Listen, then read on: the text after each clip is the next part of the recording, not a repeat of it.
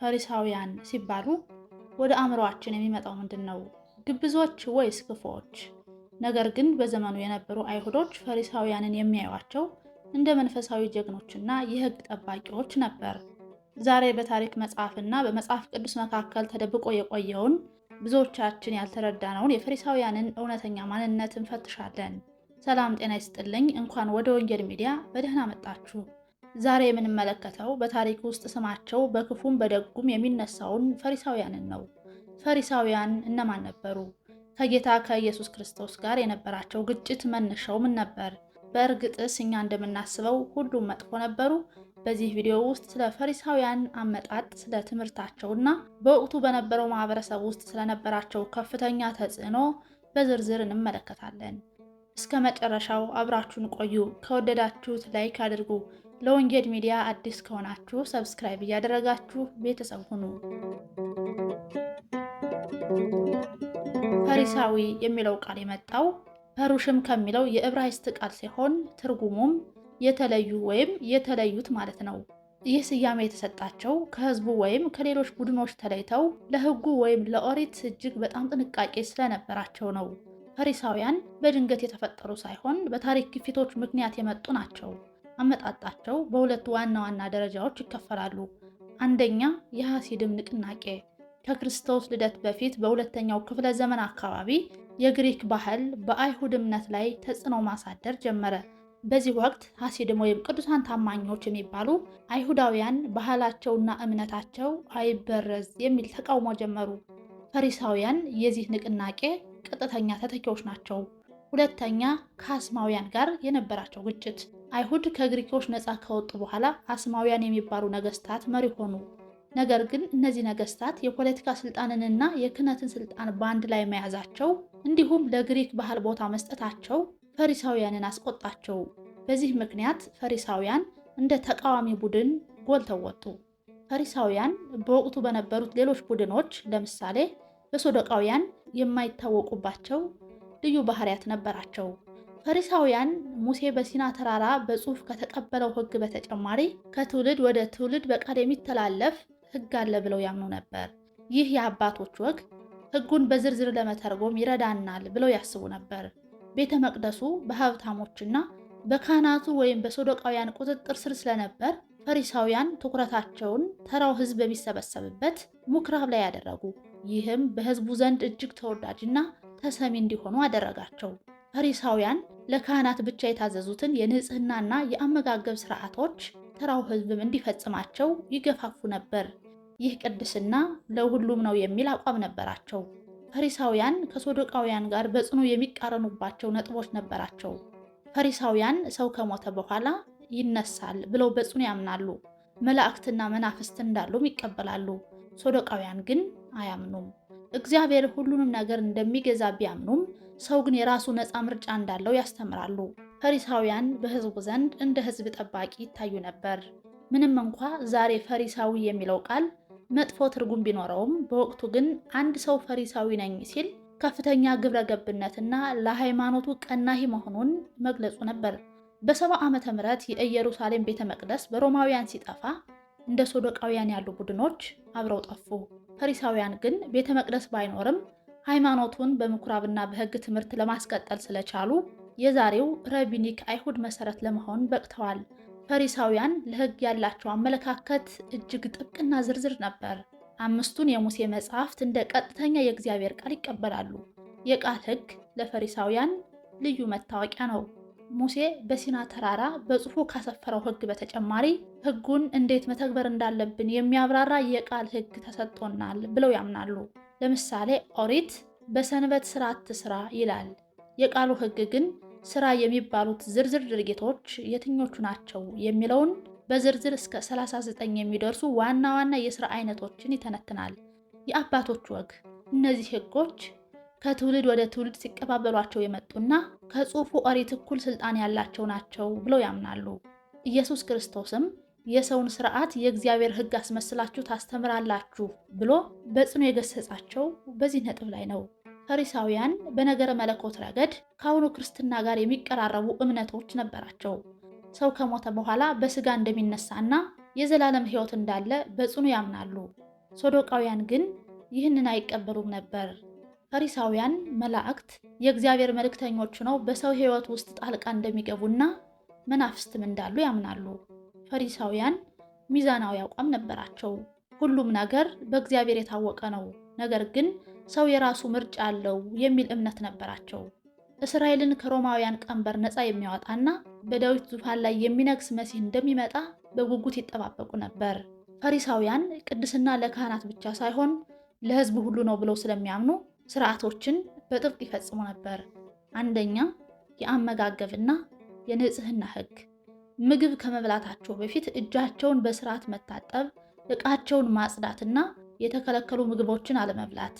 ይህን የሚያደርጉት በቤተ መቅደስ ውስጥ ያሉ ካህናት የሚከተሉትን ንጽህና ተራው ሕዝብ በቤቱ እንዲለማመድ ነው። ከሚያገኙት ነገር ሁሉ ከገንዘብ አልፎ እንደ ድንብላልና ከሙን ካሉ ቅመማ ቅመሞች ጭምር አስራት ማውጣትን እንደ ትልቅ ግዴታ ያዩታል። በቀን ውስጥ የተወሰኑ የጸሎት ሰዓታት ነበራቸው። በሳምንት 2 ቀን ሰኞና ሐሙስ መጾም የፈሪሳውያን መለያ ነበር። የሰንበት ሕግን ላለማፍረስ ሲሉ በሰንበት መጓዝ የሚቻልበትን ርቀትና ሌሎች እጅግ ዝርዝር ገደቦችን አውጥተው ነበር። በፈሪሳውያን ስርዓት በሰንበት ለመጓዝ የሚፈቀደው ርቀት 2000 ክንድ ብቻ ነው። ይህም በዘመናዊ መለኪያ ሲሰላ በግምት 900 ሜትር ወይም 1 ኪሎ ሜትር አካባቢ ይሆናል። የፈሪሳውያን ትልቁ ችግር ሕጉን አጥር ማበጀታቸው ነበር። ሕጉ እንዳይጣስ በሚል ሌላ ጥንቃቄ ሕጎችን በላዩ ላይ ይጨምሩ ነበር። ለምሳሌ በሰንበት አትዝሩ የሚለውን ሕግ ላለማፍረስ በሰንበት መሬት ላይ ዘር ሊወድቅ ስለሚችል በጓሮ ውስጥ አትራመዱ የሚል ጥብቅ ሕግ አላቸው። ይህ አመለካከታቸው ሕጉን ለሰው ልጅ እረፍትና በረከት ከማድረግ ይልቅ ከባድ ሸክም እንዲሆን አድርገውት ነበር። ለዚህም ነው ወንጌል ላይ ከባድና የማይሸከሙትን ሸክም በሰው ትከሻ ላይ ይጭናሉ ተብለው የተተቹት። ፈሪሳውያን ከሙሴ ሕግ በተጨማሪ የቃል ሕግጋትን እኩል ያከብሩ ነበር። ደቀ መዛሙርቱ እጃቸውን ሳይታጠቡ በመብላታቸው ፈሪሳውያን ወቀሷቸው። ኢየሱስ ግን ሰውን የሚያረክሰው ከአፍ የሚወጣው ክፉ ሐሳብ እንጂ ወደ አፍ የሚገባው አይደለም በማለት ለውጫዊ ስርዓት ሳይሆን ለውስጥ ንጽህና ቅድሚያ ሰጠ። ኢየሱስ ክርስቶስ ፈሪሳውያንን የራሳቸውን ወግ ለመጠበቅ ሲሉ የእግዚአብሔርን ትእዛዝ እንደሚሽሩ ተናግሯል። ለምሳሌ ቁርባን ማለት ወላጅን አለመርዳት ነው ይላሉ። የሰንበት ሕግ አተረጓጎም። ይህ ትልቁ የክርክር ነጥብ ነበር። ፈሪሳውያን ሰንበትን ለመጠበቅ በመቶዎች የሚቆጠሩ ዝርዝር ክልከላዎችን አውጥተው ነበር። ኢየሱስ ክርስቶስ በሰንበት ቀን በሽተኞችን ሲፈውስ ስራ እየሰራ ነው ብለው ይከሱት ነበር። ኢየሱስ ግን በሰንበት መልካም መስራት ተፈቅዷል በማለት የሰንበትን ዓላማ የሰው ልጅ እረፍትና ምሕረት ማግኘት እንጂ እስራት አለመሆኑን አስተማረ። ኢየሱስ ክርስቶስ ሰንበት ስለ ሰው ተፈጥሯል እንጂ ሰው ስለ ሰንበት አልተፈጠረም በማለት የሕጉን መሰረታዊ ፍልስፍና ገለበጠው። ፈሪሳውያን ቅድስና ማለት ከኃጢአተኞች መለየት ነው ብለው ያምኑ ነበር። ኢየሱስ ክርስቶስ ከቀራጮችና ከኃጢአተኞች ጋር ሲበላ ሲያዩ መምህራችሁ ለምን ከኃጢአተኞች ጋር ይበላል ብለው ጠየቁ። የኢየሱስ ክርስቶስ ምላሽ ግን ሕመምተኞች እንጂ ጤነኞች መድኃኒት አያስፈልጋቸውም፣ እኔ ኃጢአተኞችን ወደ ንስሐ ልጠራ እንጂ ጻድቃንን ልጠራ አልመጣሁም በማለት ተልእኮው የተገለሉትን ማዳን መሆኑን አሳያቸው። ኢየሱስ ክርስቶስ በፈሪሳውያን ላይ ካቀረባቸው ጠንካራ ወቀሳዎች አንዱ ውስጣቸውና ውጫቸው አለመገጣጠሙን ነው። በምኩራብና በመንገድ ማዕዘን ቆመው ለሰው እንዲታዩ መጸለያቸውን ተቸ። በውጭ ያማሩ፣ በውስጥ ግን የሙታን አጥንት የሞላባቸው መቃብሮችን እንደሚመስሉ ተናገረ። ይህም ለስርዓት ያላቸው ጥንቃቄ ከልብ ቅንነት ጋር እንዳልተገናኘ የሚያሳይ ነበር። ፈሪሳውያን የሕዝቡ መሪዎችና አስተማሪዎች ነበሩ። ኢየሱስ ግን እንደ ባለስልጣን ያለምንም ደጋፊ ምስክርነት ያስተምር ነበር። ኢየሱስ ኃጢአትህ ተሰረየልህ ሲል፣ ፈሪሳውያን ግን ከእግዚአብሔር በቀር ኃጢአትን ሊያስተሰሪ ማን ይችላል? ይህስ ይሳደባል በማለት ተቃወሙት። ኢየሱስ ክርስቶስ የሚጠብቁት አይነት ፖለቲካዊ መሲህ ባለመሆኑና ራሱን የእግዚአብሔር ልጅ አድርጎ በመግለጹ የእግዚአብሔርን ስም ሰድቧል በሚል ይከሱት ነበር። ግጭቱ በሁለት መርሆች መካከል ነበር። ፈሪሳውያን ሕግን በመጠበቅ ወደ እግዚአብሔር መቅረብ ይቻላል የሚሉ ነበሩ። ኢየሱስ ደግሞ በእግዚአብሔር ጸጋና ፍቅር ተነክቶ ልብን ሲለውጥ ሕግ ይፈጸማል የሚል ነበር። ይህ ታሪካዊ ግጭት በመጨረሻም ፈሪሳውያን ከሰዶቃውያን ጋር በመተባበር ኢየሱስ እንዲሰቀል ለሮማውያን አሳልፈው እንዲሰጡት ከገፋፉት ምክንያቶች አንዱ ሆኗል። በወንጌልና በሐዋርያት ሥራ ውስጥ ለኢየሱስና ለደቀ መዛሙርቱ አዎንታዊ አመለካከት የነበራቸው ፈሪሳውያን ተጠቅሰዋል። አንደኛ ኒቆዲሞስ ነው። የአይሁድ መሪና ፈሪሳዊ የነበረ ሲሆን እውነቱን ለማወቅ በሌሊት ወደ ኢየሱስ መጥቷል።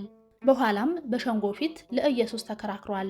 ሲሞትም አስከሬኑን በክብር ለመቅበር ከዮሴፍ ጋር በመሆን ሽቶና ከፈን አመጧል። ሁለተኛ ገማልያል ነው። በሕዝቡ ሁሉ ዘንድ የተከበረ የሕግ መምህርና ፈሪሳዊ ነበር። ሐዋርያት በሸንጎ ፊት በቀረቡ ጊዜ ይህ ምክር ከሰው ከሆነ ይጠፋል፣ ከእግዚአብሔር ከሆነ ግን ልታጠፏቸው አትችሉም በማለት ሐዋርያት እንዳይገደሉ የታደገ ጥበበኛ መሪ ነው። ሶስተኛ ሳኦል ወይም ሐዋርያው ጳውሎስ ነው። ራሱን የፈሪሳዊ ልጅ እና እንደ ሕግ አጠባበቅ ፈሪሳዊ ነኝ ብሎ ያስተዋውቅ ነበር። ክርስቲያን ከሆነ በኋላም ቢሆን ለሕግና ለሥርዓት የነበረውን ጥልቅ እውቀት ለወንጌል አገልግሎት ተጠቅሞበታል። አንዳንድ ጊዜ ፈሪሳውያን ኢየሱስን ከአደጋ ለመጠበቅ ሲሞክሩ ይታያሉ። ለምሳሌ በሉቃስ ወንጌል ምዕራፍ 13 ቁጥር 31 ላይ በዚያን ሰዓት ከፈሪሳውያን አንዳንዶች ቀርበው ሄሮድስ ሊገልህ ይወዳልና ከዚህ ወጥተህ ሂድ አሉት። ይህም የሚያሳየው ሁሉም ፈሪሳውያን ኢየሱስን ለመግደል እንደማያሴሩና የሚጨነቁለትም እንደነበር ነው። ፈሪሳውያን መጥፎ ተብለው መታየታቸው ምክንያት በወንጌል ላይ የምናየው ጠንካራ ወቀሳ ያነጣጠረው በቡድኑ ውስጥ በነበሩ አንዳንድ መሪዎች ግብዝነት ላይ ነው። ኢየሱስ የገሰጸው የፈሪሳውያንን ትምህርት ትንሣኤ ሙታንን፣ መላእክትንና ሕግን ማክበር ሳይሆን ሕጉን ለራሳቸው ክብርና ለሰው መጨቆኛ የሚያውሉትን ግብዞች ብቻ ነበር። በወቅቱ የነበሩት አይሁዳውያን ራሳቸው 7ቱ የፈሪሳውያን አይነቶች ብለው ይከፍሏቸው ነበር። ከነዚህም ውስጥ ለጥቅም የሚጸልዩ እንዳሉ ሁሉ እግዚአብሔርን በመፍራት ሕግን የሚጠብቁ እንዳሉ ይመሰክራሉ። ታሪክ ጸሐፊው ዮሴፍ እንደሚለው ፈሪሳውያን በሕዝቡ ዘንድ እጅግ የተወደዱ፣ ለድሆች ስለሚቆሙና የሃይማኖትን ዕውቀት ለተራው ሕዝብ ተደራሽ ስለሚያደርጉ ነበር። ሰዶቃውያን ሀብታሞችና በስልጣን የታወሩ ሲሆኑ፣ ፈሪሳውያን ግን ማህበራዊ ፍትህን የሚያከብሩና መንፈሳዊ ታድሶ እንዲመጣ የሚፈልጉ ነበሩ። ፈሪሳውያን መነሻው ለእግዚአብሔር የመቅናትና እምነትን ከባዕድ ባህል የመጠበቅ መልካም ፍላጎት ነበር። ነገር ግን እንደ ማንኛውም ሃይማኖታዊ ቡድን በውስጡ ስልጣንና ክብር የሚፈልጉ ሰዎች ስለገቡ ስማቸው ከግብዝነት ጋር ተያይዟል። እንግዲህ የፈሪሳውያንን ታሪክ አመጣጣቸውንና ከኢየሱስ ክርስቶስ ጋር የነበራቸውን ግጭት በጥልቀት ተመልክተናል። ፈሪሳዊነት በታሪክ ማህደር ውስጥ የቀረ ነገር ነው ወይስ ዛሬም በመካከላችን አለ? የፈሪሳዊነት አደጋ ዛሬም አለ? ፈሪሳዊነት የአንድ ሃይማኖታዊ ቡድን ስም ብቻ አይደለም፣ የልብ ዝንባሌም ጭምር ነው። ዛሬም ቢሆን ከውስጥ ለውጥ ይልቅ ለውጫዊ ስርዓትና ለሰው እይታ የምንጨነቅ ከሆነ የፈሪሳውያንን ስህተት እየደገምን ነው። ሌላው ላይ ለመፍረድ የምንቸኩል፣ ለራሳችን ግን የምናደላ ከሆነ የፈሪሳዊነት መንፈስ እየተጠናወተን መሆኑን ልብ ልንል ይገባል። ፈሪሳውያን ሕጉን ለመጠበቅ ሲሉ ሕጉ ያዘዘልንን ፍቅር ዘንግተው ነበር። ኢየሱስ ክርስቶስ ያስተማረው እውነተኛው ቅድስና ከውስጥ ወደ ውጭ የሚፈስ እንጂ በሰው ፊት የሚታይ ጭንብል አለመሆኑን ነው። የታሪክ አሻራቸው ምንም እንኳ ወቀሳ ቢበዛባቸውም ፈሪሳውያን አይሁድ በከባድ ፈተና ውስጥ አልፎ ዛሬ እንዲደርስ ትልቅ አሻራ ነበራቸው። ይህም የሚያሳየው እግዚአብሔር በሰዎች ድካም ውስጥም ቢሆን የራሱን ዓላማ እንደሚፈጽም ነው። የተወደዳችሁ የወንጌል ሚዲያ ቤተሰቦች፣ የፈሪሳውያን ታሪክ መስታወት ነው። ራሳችንን እንድንመለከት፣ ግብዝነትን እንድንጸየፍና በእውነተኛ ፍቅር እንድንመላለስ ያሳስበናል። የዛሬው ቪዲዮ በዚህ ይጠናቀቃል። እናንተስ ከፈሪሳውያን ታሪክ ምን ተማራችሁ? በሕይወታችሁ ፈሪሳዊነት ሲፈታተናቸው ያጋጠማችሁ አጋጣሚ አለ? አስተያየታችሁን ኮሜንት ላይ አጋሩኝ። ቪዲዮውን ከወደዳችሁት ላይክ በማድረግ ለሌሎች እንዲደርስ አግዙ።